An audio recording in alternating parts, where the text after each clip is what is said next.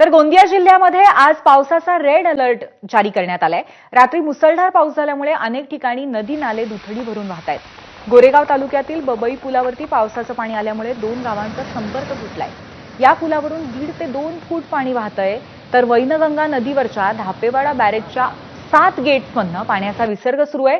पुजारी टोला आणि कालीसराड धरणातून सुद्धा मोठ्या प्रमाणावरती पाणी सोडण्यात आलंय। आढावा घेतला आमचे प्रतिनिधी देवेंद्र रहांगडाले यांनी। रात्री मुसळधार पाऊस गोंदिया जिल्ह्यामध्ये बरसलेला आहे। त्याच्यामुळे गोंदिया जिल्ह्यातील अनेक नदी नाले आहेत ते दुथडी भरून वाहत आहेत। धरणांच्या पाणी पातळीमध्ये देखील प्रचंड वाढ झालेली आहे। मी सध्या गोरेगाव तालुक्यातील बबई येथील नाल्यावर आहे। या नाल्याच्या पुलावरून जवळपास 1.5 ते 2 फूट पाणी वाहत आहे। आपण बघू शकता। याच्यामुळेच कमरगाव आणि बबई या 2 गावातील आपसातील संपर्क तुटलेला आहे। एकंदरीत गोंदिया जिल्ह्यातील पावसाच्या परिस्थितीचा जर विचार केला तर सर्वच तालुक्यामध्ये काल रात्री मुसळधार पाऊस बरसलेला आहे आणि त्यामुळे गोंदिया जिल्ह्यातून वाहणाऱ्या वैनगंगा नदीच्या पाणीपात्रात देखील प्रचंड वाढ झालेली आहे।